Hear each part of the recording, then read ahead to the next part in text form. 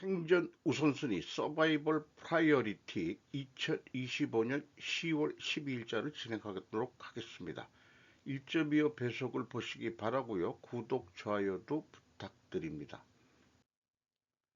오늘의 편집 내용입니다. 일본 이시바 총리 전후 80년 메시지 전문 왜 일본은 전쟁을 피하지 못했나라는 제목을 땄네요. 성호철 기자가 조선일보에서 10월 11일 보도한 내용입니다. 일본 자민당 내 강경 보수 의원들이 반발에도 불구하고 퇴임 전 자신의 소신을 발표. 총리의 개인 메시지는 각이 의결이 아니기 때문에 일본 정부의 공식 입장은 아니다라는 전제하에 그 메시지 전문을 번역을 해가지고 소개를 했습니다. 제가 그 중에서도 또 일부 좀 발췌를 했는데 충분히 많은 내용을 발췌해가지고 충분히 읽어볼 가치가 있다고 생각이 들었습니다. 80년간 우리나라 일본은 일관되게 평화국가의 길을 걸으며 세계의 평화와 번영에 힘써왔습니다. 역사 인식에 관한 역대 내각의 입장은 저 또한 계승하고 있습니다. 과거 세 차례의 담화에서는 왜 전쟁을 피할 수 없었는가 하는 점에 대해서는 그다지 언급되지 않았습니다. 전후 70년 담화에서도 일본은 외교적, 경제적 교착 상태를 힘으로 해결하려 시도했다. 는 또 국내 정치 시스템은 그 제동 장치가 되지 못했다는 한 구절이 있지만 이 제동 장치는 자정 장치라고 요즘 저는 생각을 하고 있습니다. 국내 정치 시스템은 왜 제동 장치가 되지 못했는가라는 점에서 개전 전에 내각이 설치한 총력전 연구소나 육군성이 설치한 이른바 아키마루 기관 등의 예측에 따르면 패전은 필연적이었다. 왜 전쟁 노선의 재검토는 할 수 없었는가? 대일본 제국 헌법의 문제점에 접근을 했네요. 전쟁 전 일본에는 정치와 군사를 적절히 통합할 구조가 없었습니다. 대일본 제국 헌법에는 군대를 지휘 통솔하는 권한인 통수권이 독립된 것으로 여겨져 정치와 군사의 관계에 있어 정치, 즉 문민이 항상 우위에 있어야 한다는 문민 통제의 원칙이 헌법상 존재하지 않았습니다. 러일 전쟁 때까지는 원로가 외교, 군사, 재정을 통합하는 역할을 수행했습니다. 무사로서 군대를 경험한 원로들은 군대를 잘 이해하고 통제할 수 있었습니다. 다이쇼 데모크라시 아래에서 정당이 정치와 군사의 통합을 시도했습니다. 1920년대 여론은 군에 대해 냉담했으며 정치는 대규모 군축을 주장했습니다. 군인들의 입지는 좁아졌으며 이에 대한 반발이 쇼와 당시 일본 천황 연호 초기 군부의 대두 배경 중 하나였다고 여겨집니다. 정부의 문제, 점차 군부가 가진 통수권의 의미가 확대 해석돼 통수권의 독립이 군에 의한 정책 전반이나 예산에 대한 정부 및 의회의 관여 통제를 배제하기 위한 수단으로 이용되기 시작했습니다. 정부는 점차 군부에 대한 통제력을 상실하게 되었습니다. 이게 대일본 본영이라고 얘기를 하고 있는 거죠. 의회의 문제, 본래 군에 대한 통제를 해야 할 의회도 그 기능을 잃고 있었습니다.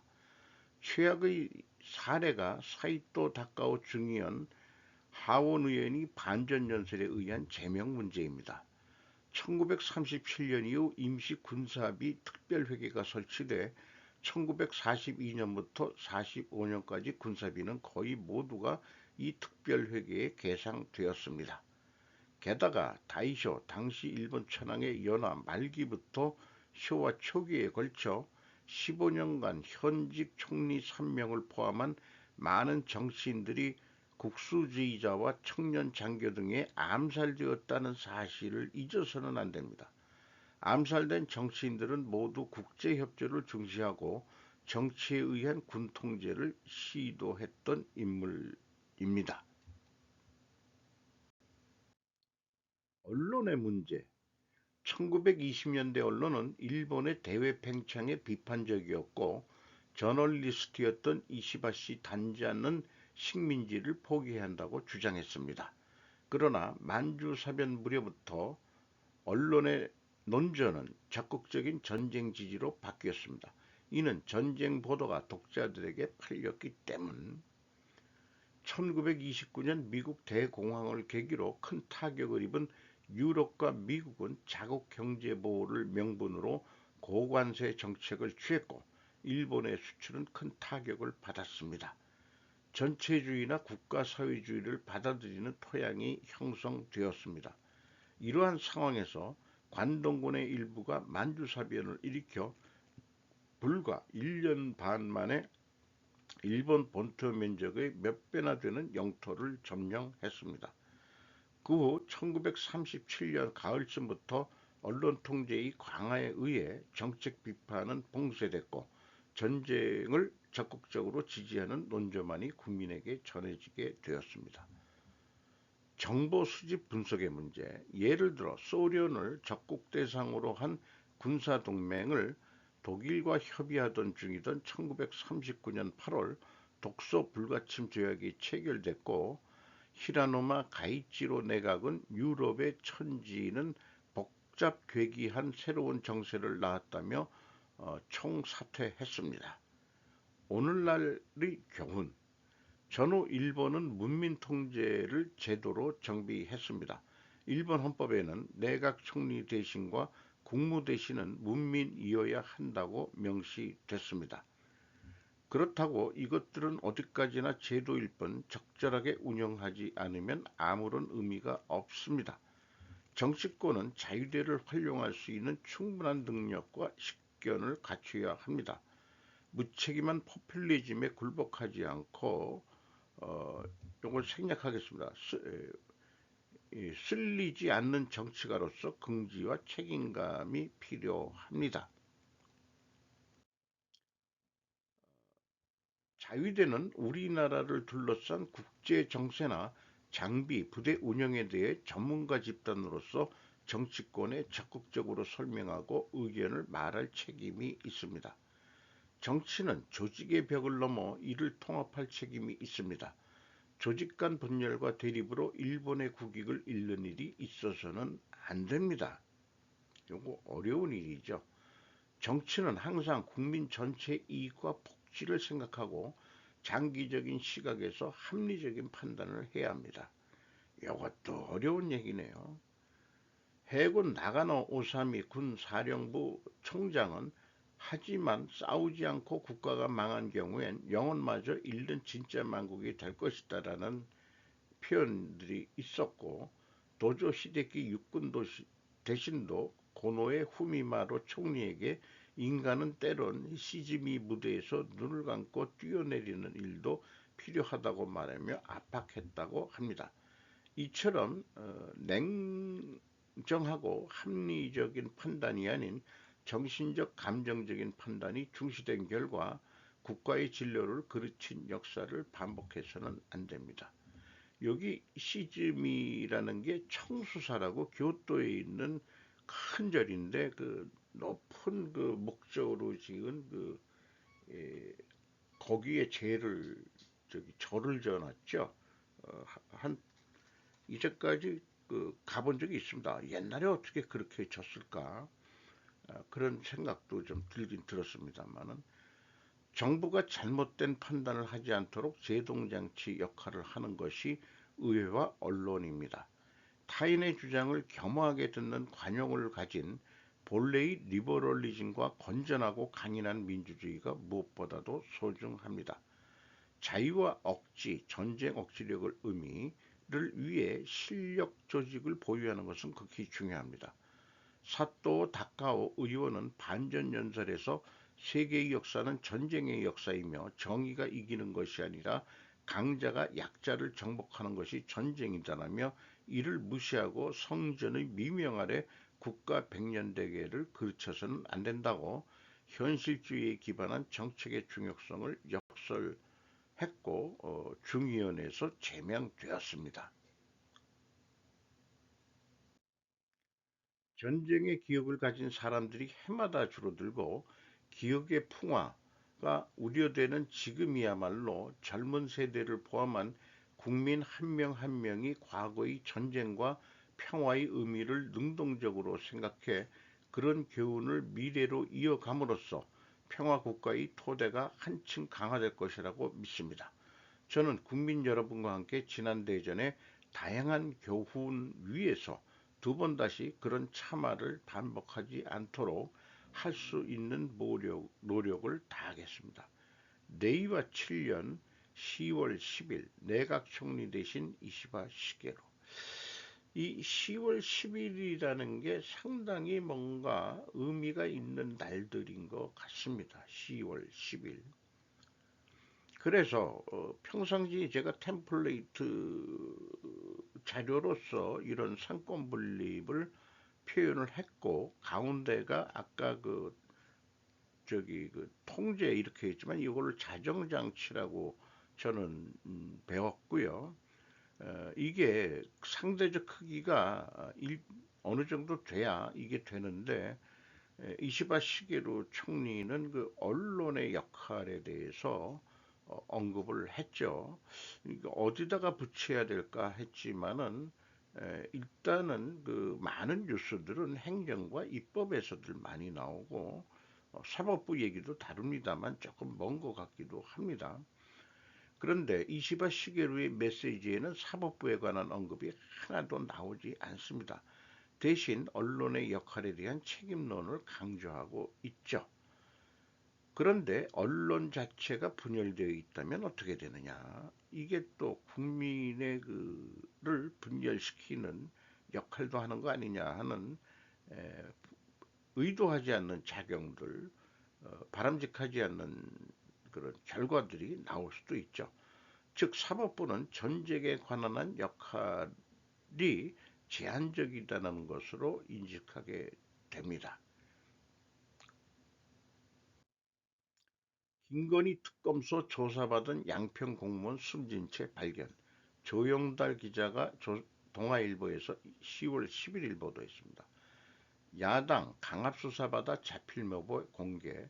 특검 강압이나 회의 없었다 반박. 경기 양평 공흥지구 개발 특혜 의혹과 관련해 김건희 특별조사를 받던 양평군 공무원이 숨진 채 발견됐다. 이 공무원은 강압수사를 받았다는 취지의 자필 메모를 남겼고 특검은 강압이나 회유는 없었다고 반박했다. 경기 양평경찰서에 따르면 10일 오전 11시 10분경 양평군 소속 50대 면장 A씨가 자택에서 숨진 채 발견됐다. A씨가 출근하지 않고 연락이 닿지 않자 직원들이 자택을 찾아갔다가 시신을 발견했다. 그는 지난 2일 김건희 여사 일가가 2011에서 2016년 공흥지구 일대 개발 사업을 하면서 개발 부담금 면제 특혜를 받았다는 의혹과 관련해 피의자 신분으로 특검 조사를 받았다. 그는 당시 그는 양평 공장에서 개발 부담금 관련 업무를 맡았던 것으로 알려졌다. 요런 이 자필 메모를 이 국힘이 공개를 한 그것까지 했네요. 어떻게 입수했는지 그게 되게 궁금합니다. 그런데 이런 뉴스들을 보면서 수년간 왜 이다지도 자살당하는 사람들이 많은 나라가 되었는지 성남시부터 시작을 해가지고 대장동 사건 뭐 등등 또 뭐 LH 공사 뭐 이런 사람들이 이 자살을 선택하는 경우가 많네요. 자살을 그래서 당했다고 표현하는 것이 지금 어, 유행이 된 것 같습니다.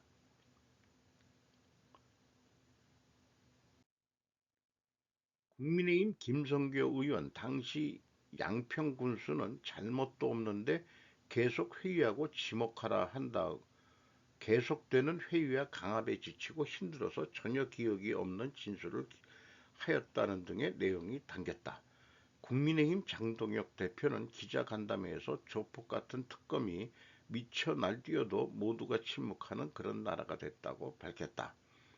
반면 더불어민주당 박수현 수석 대변인은 국민의힘은 안타까운 죽음마저 정쟁에 끌어들이는 우를 범하지 말라며 고인에 대해 진심으로 명복을 빌고 유가족에게 위로를 전하는 것이 먼저라고 밝혔다. 김건희 특검은 이날 입장문을 내고 강압적 조사가 이루어지지 않았다. 회유할 필요도 없었다며 현재 유포된 서면은 고인이 사망한 장소에서 발견된 실제 유서는 아닌 것으로 알고 있다고 반박했다. 국힘 양평 공무원 사망 두고 민중기 특검 가혹행위 고발 검토. 김무현 기자가 문화일보에서 10월 11일 보도했습니다. 특검은 아무런 새로운 증거가 없음에도 심야 조사와 회유, 회박과 끝없는 반복 신문을 하면서 없는 사실을 억지로 만들고 아무런 관련 없는 공무원에게 허위 자백을 강요했다며 이것은 명백한 인권유린이자 폭력적 수사라고 지적했다. 이 사람이 특별검사 민중기 씨인 모양이네요.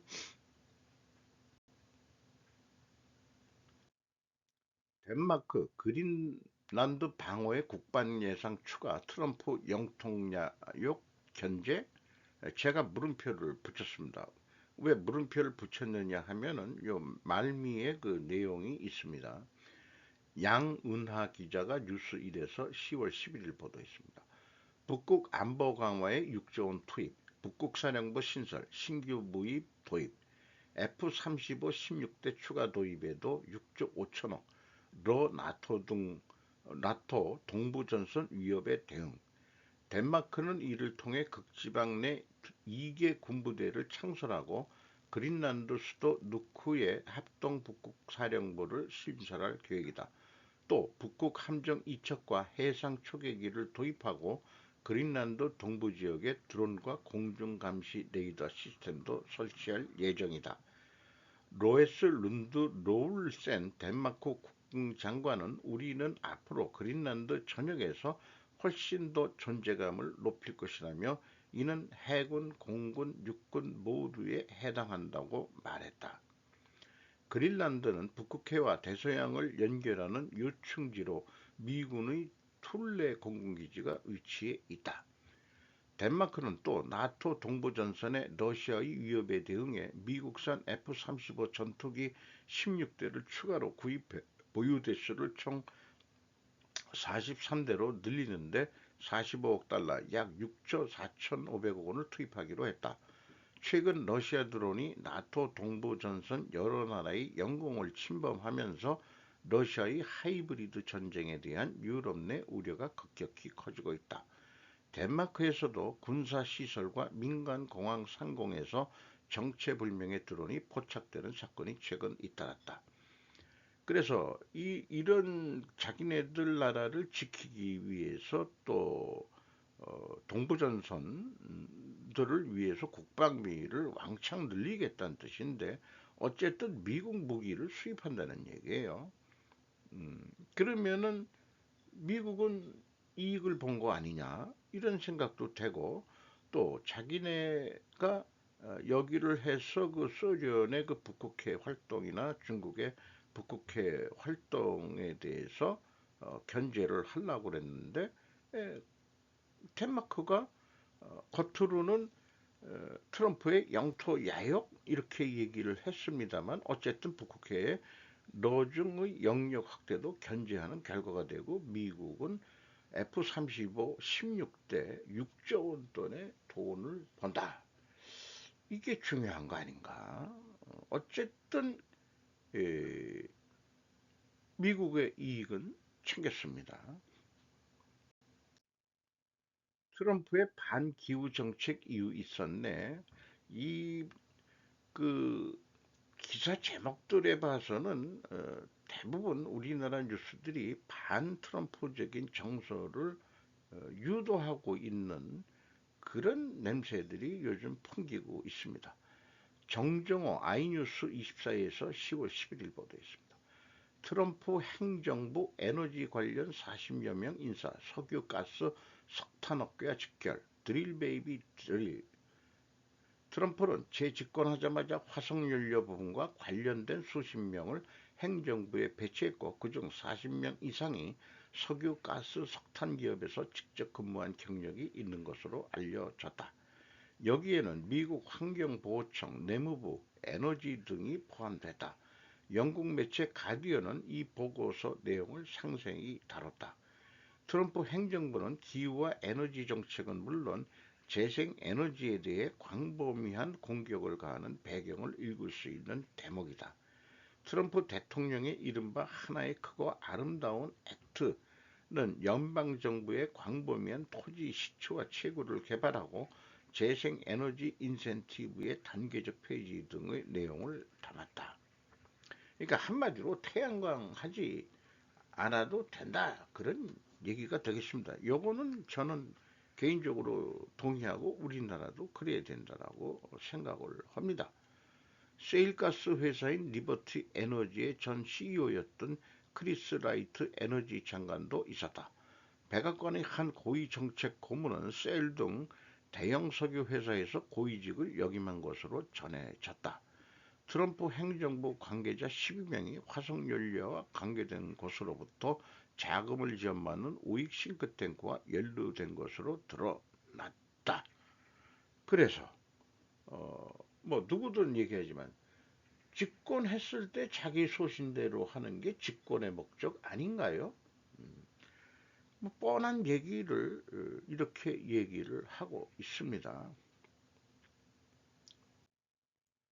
식품기업 대상은 10일 AMA 어소시에이션 매스 아미스 협회 SF 글로벌 라이즈와 함께 프랑스 파리 15구 의회의 김치의 날 제정을 공동 발의했고 의회가 만장일치로 결의안을 통과시켰다고 밝혔다.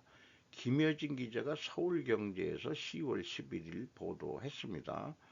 어, 프랑스 파리에서 김치의 날을 11월 22일을 미국과 같이 11월 22일은 우리나라가 제안하는 그런 날인데 어쨌든 프랑스에서도 됐고 김치의 날은 미국 섭 캘리포니아에서 먼저 해가지고 여러 주로 확대됐다는 것도 얘기를 해주고 있습니다. 김치 주재료인 배추와 무 두 가지를 상징하는 숫자이고 어, 이는 아니 두 개가 하나하나 그리고 22가지 효능을 의미한다. 김치 22일은 모두 함께 김치를 담그자는 뜻을 함께 나누고 있다. 11월 22일 어떤 사람들은 숫자에 대해서 그 수비학적인 의미를 자꾸 찾는 그런 것도 의미를 자꾸 주려고 그러죠. 음, 좋습니다. 11월 22일 덕분에 김치의 날이라는 거 기억하게 됐네요. 미국의 고립주의는 고립주의자가 아니다라고 제목을 제껴봤고 김정민 국제전략연구소가 이 팬들 그 회원들의 그 의견들을 과 의견을 나누는 그런 내용들이 되겠습니다. 이것은 그냥 참조 자료로 그 나온 얘기들을 그 좀 쭉 그 정리를 한 것으로 그렇게 시간이 되시면은 에, 읽어보는 소리내어 읽어서 말이 되는지를 한번 점검해 보는 좋은 자료가 되겠는데요. 김정민 박사는 그 상관관계 그 논리에 의한 추론을 해내는 그런 정세 분석이 매우 뛰어난 능력이 있다고 생각을 합니다. 부부 방송인데 부인도 뭐 상당한 그 어떤 그 이 식견 그리고 그 근거 있는 논리를 내세우고 있는 그런 부부 방송이기도 합니다. 상당히 다양한 부분을 핸들링하기 때문에 상관관계 이런 것들로 그 연결을 할 수 있냐 있겠지만은 제가 이제 추구하는 게 그 인과관계 논리니까 이런 것들을 그 인과관계 논리를 위해서는 제가 상관관계도 알아야 되는 거니까 어쨌든 그런 그 이 어저께 시청 소감 얘기도 하면서 어 좀 소개를 하게 되네요. 전국 제일의 더위 10월인데 구마모토시에서 34.7도 은행 축제도 붐빈다. 웅봉방송 구마모토 방송에서 했는데 10월 달이 됐는데 비도 그렇게 오고 어, 그 비 피해도 많이 난 지역이 10월인데도 이렇게 온도가 올라갔다는 게 이게 무슨 행사 같은데요. 은행 축제라고 하네요. 성시다마치 구마모도 은행 축제. 뭐 하나 만들어 가지고 대부분 뭐 이런 거에서 이제 내수 경제 활성화 뭐 하는데 은행에서 이런 거 한다는 게 또 좀 특이하기도 합니다. 어, 지방은행인 것 같은데 음, 여기에서 그 음식점이나 고등학생이나 대학생의 PR 부스 등 뭐 이런 것도 해가지고 저건 가장 더운 날씨 속에 이게 이루어졌다 이런 얘기인데 10월 11일 날 열어진 내용이네요. 보행자 천국 그런 얘기군요. 그 보행자 천국 해가지고 차 없는 날 이런 거 뭐 좋은 의미가 있는 것 같습니다. 오늘도 좋은 하루 되시기 바랍니다.